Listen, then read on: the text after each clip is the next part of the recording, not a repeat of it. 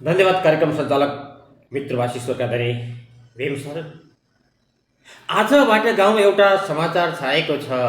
आजबाट गाउँमा एउटा समाचार छाएको छ। 4 वर्ष मुनिका बालबालिकालाई विद्यालय पढ्न नपठाउने आमाबाबा र 20 वर्ष मुनिका बालबालिकालाई विवाह गर्ने आमाबाबा यिनीहरू अपराधी हुन्। यिनीहरूको यो समाजबाट हार हुनुपर्छ। ईश्वरपुर नगरपालिका वडा नम्बर 12 लाई बालविवाह मुक्त वडा आजै हामीले घोषणा गर्नुपर्छ। नमस्कार। बालविवाह मुक्त तथा सशक्त 100% विद्यालय भर्ना कार्यक्रमका सभाध्यक्षज्यू, प्रमुख अतिथिज्यू, विशेष अतिथिज्यू र ध्यासमा आसन ग्रहण गर्नुभएका सम्पूर्ण अतिथिहरू र विभिन्न विद्यालयका प्रधानाध्यापकज्यू र विभिन्न विद्यालयका सम्पूर्ण सहमेम्बर, विद्यार्थी जीवनमा सिक्ने र भविष्यमा जित्ने लक्ष्य लिएर यस विद्यालयमा पढ्दै आउनुभएका साना साना विद्यार्थी भाइ बहिनीहरू र ती साना साना विद्यार्थी भाइ बहिनीहरूको तपाईँहरू सुन्दर मम्मी र ह्यान्डसम ड्याडीहरू, स्वीकार्नुहोस् म युवा व्यापारी, motivational speaker, YouTuber, trainer and Himalayan life insurance कम्पनीको अभिकर्ता रामचन्द्र कार्कीको तर्फबाट न्यानो अभिवादन। आजको यस महत्त्वपूर्ण कार्यक्रममा तपाईँहरू आफ्नो बालबालिकाको उज्जवल भविष्यको लागि आफ्नो अर्थपूर्ण समय दिएर जोडिनु भएको तपाईँहरू सम्पूर्णलाई मेरो व्यक्तिगत तर्फबाट र यस आयोजक संस्थाको तर्फबाट म हार्दिक स्वागत व्यक्त गर्दछु। आज हामी 4 वर्षदेखिका माथिको बालबालिकालाई विद्यालय भर्ना गरौँ, ईश्वरपुर नगरपालिका वडा नम्बर 12 लाई बालविवाह मुक्त वडा घोषणा गरौँ भन्ने कार्यक्रममा ईश्वरपुर नगरपालिका वडा नम्बर 12 को मुटुमा रहेको वडा कार्यालयको प्राङ्गण हामी उपस्थित भएका छौँ। आजको यस महत्त्वपूर्ण कार्यक्रममा मलाई हजुरहरूलाई उत्साह, उत्प्रेरणा र हौसला दिने अवसर दिनुभएकोमा म निकै नै खुसी भएको छु र आयोजक संस्थाप्रति पनि म हार्दिक धन्यवाद व्यक्त गर्दछु। 21औं शताब्दीमा विद्या नभएको मान्छे समाजमा अन्ध हुन्छ, हो कि होइन? हो नि।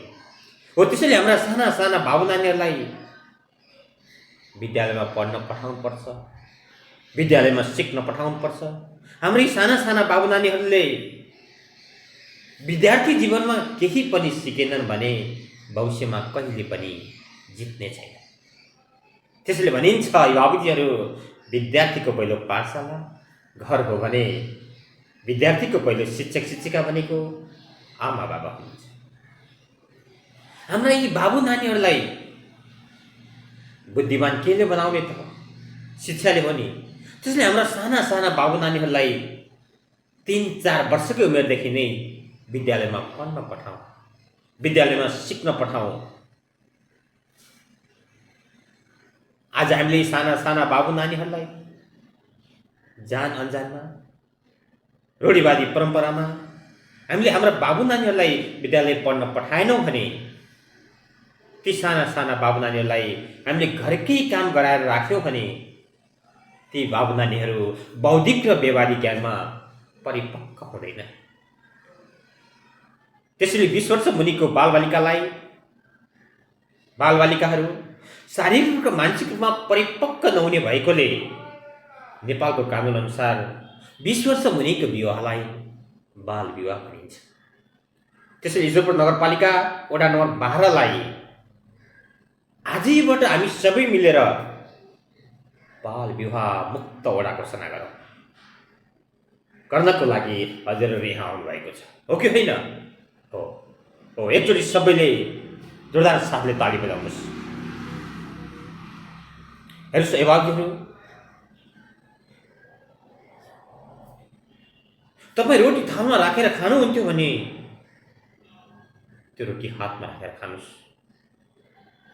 शिक्षाको लागि त्यो थाल बेच्नु पर्यो भने बेचिदिनुहोस्, तर त्यो थाल बेचेको पैसाले शिक्षा आर्जन गर्नुहोस्। र सबैले भन्नुहोस् त, संसारको सबभन्दा पावरफुल शक्तिशाली के होला? कसैले भन्नुहोला जोसँग धेरै पैसा छ ऊ शक्तिशाली भन्नुहोला। कसैले भन्नुहोला पैसा मात्र होइन, देशको प्राइम मिनिस्टर बन्नु शक्तिशाली भन्नुहोला। कसैले भन्नुहोला देशको राष्ट्रपति बन्नु शक्तिशाली भन्नुहोला, देशको राष्ट्रपति, प्राइम मिनिस्टर, देशको सिमाना जहाँसम्म फैलिएको छ त्यहाँसम्म उहाँहरूको कदर हुन पनि मान मर्यादा कदर रहला। त्यो सिमाना पारी उहाँहरूको मान मर्यादा कदर नहुन पनि सक्छ। तर शिक्षा भएको व्यक्ति, ज्ञान भएको व्यक्ति, सिर्जना भएको व्यक्ति, उसलाई कुनै पनि देशको सिमानाले रोक्दैन।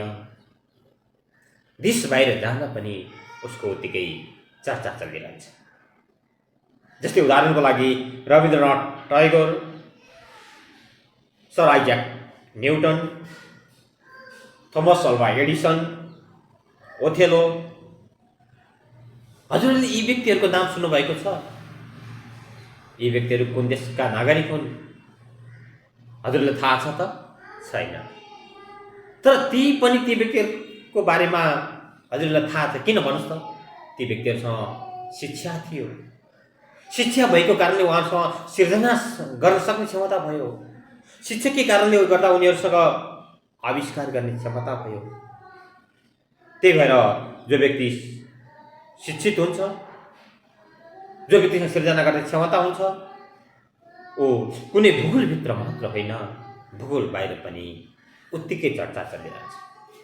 त्यसैले साना साना हाम्रा बाबु नानीहरूले पनि यो देशको प्राइम मिनिस्टर, यो देशको राष्ट्रपति भन्दा पनि अझ पावरफुल बन्ने शिक्षा आर्जन गरून्। आदरणीय अभिभावकहरू, एउटा खेल खेलौँ ल। यस्तो खेल छ, संसारको महत्त्वपूर्ण व्यक्तिको नाम लेख्नु होला। म सरसर्ती 3 जना व्यक्तिको नाम भन्छु। तपाईहरुलाई महत्त्वपूर्ण लागेको व्यक्तिहरू कोही हुनुहुन्छ भने अर्को कोही व्यक्तिको पनि नाम लेख्न सक्नुहुनेछ। डट कापी हुनेले कापीमा टिप्नु होला, कापी नहुनेले मनमनै कल्पना गर्नुहोला। आदरणीय अभिभावकहरू, हजुरले गौतम बुद्धको नाम सुन्नुभएको छ? आदरणीय अभिभावकहरू, हजुरहरूले हाम्रो देशको राजा, देशलाई एउटै ढिकामा गाँच्ने, देशलाई एकीकृत गर्ने राजा पृथ्वीनारायण शाहको नाम सुन्नुभएको छ? आदरणीय अभिभावकहरू, हजुरहरूले फिल्मको हिरो महानायक राजेश समालको नाम सुन्नुभएको छ? ल, मैले हजुरहरूलाई सरसर्ती 3 जनाको नाम बताएँ। हजुरहरूलाई महत्त्वपूर्ण लागेको व्यक्तिको नाम लेख्नुहोस्। 3 जना बाहेक अरू कोही व्यक्ति महत्त्वपूर्ण छ, नाम छुटेको छ भने पनि तपाईले लेख्नुहोस्। कापी हुनेले कापीमा टिप्नुहोस्, कापी नहुनेले मनमा नै कल्पना गर्नुहोस्। आदरणीय अभिभावकहरू,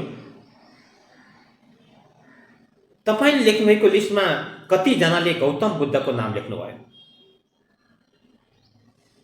आदरणीय अभिभावकहरू, तपाईहरुले लेखेको लिस्टमा कति जनाले नेपाललाई एकीकृत गर्ने, नेपाललाई एउटै मालामा गाँच्ने पृथ्वीनारायण शाहको नाम लेख्नु?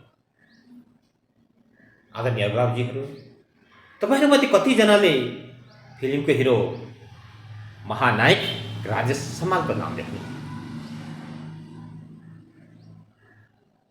आदरणीय अभिभावकहरू, त्यस लिस्टमा कति जनाले आफ्नो नाम लेख्नुभयो? हात उठाउनुहोस्। हो, कसैले पनि आफ्नो नाम लेख्नु भएन। तपाईले किन आफ्नो नाम लेख्नु भएन भने? किन लेख्नु भएन? मैले तपाईलाई संसारको प्रसिद्ध व्यक्ति भनेको थिइन। मैले तपाईलाई संसारको सफल व्यक्ति भनेको छैन। मैले तपाईलाई संसारको महत्त्वपूर्ण व्यक्ति भनेको छु, हो कि हैन? संसारको महत्त्वपूर्ण व्यक्ति हजुर आफै हुनुहुन्छ। त्यसले 1 नम्बरमा तपाईहरुले जसको नाम लेखे पनि त्यो नाम मेटेर आफ्नो नाम लेख्नुहोस्। संसारको महत्त्वपूर्ण व्यक्ति हजुर आफै हुनुहुन्छ। अब तपाई किन महत्त्वपूर्ण हुनुहुन्छ त? तपाईको बच्चाले अनुहारमा हेर्दै भन्छ, मेरी मम्मी त संसारको सबभन्दा ब्युटिफुल हुनुहुन्छ, सबैभन्दा राम्री हुनुहुन्छ, मेरो मम्मीलाई त सबै थोक आउँछ भन्छ। सानो बच्चाले बाबाको अनुहारमा हेरेर भन्छ, मेरो बाबा त संसारको बलियो हुनुहुन्छ, ह्यान्डसम हुनुहुन्छ। मेरो बुवालाई सबै थोक आउँछ, किनभने तपाईँ महत्त्वपूर्ण हुनुहुन्छ नि। हजुरहरू त अभिभावक हो नि। संसारको सबैभन्दा राम्री ब्युटिफुल आमा, संसारको सबभन्दा बलियो ह्यान्डसम बाबाले आजैबाट आफ्ना बालबालिकालाई विद्यालय पढ्न पठाउनुहुनेछ र 20 वर्षभन्दा अगाडि विवाह गरिदिनुहुन्न भन्ने भनाइ राख्दै आजको यस कार्यक्रम सभ्य र भव्यताको साथ सफल होस् भन्ने सफलताको शुभकामनासहित म मेरो भनाइ यही अन्त्य गर्दछु। हवस् त, नमस्कार, धन्यवाद, थ्याङ्क यू।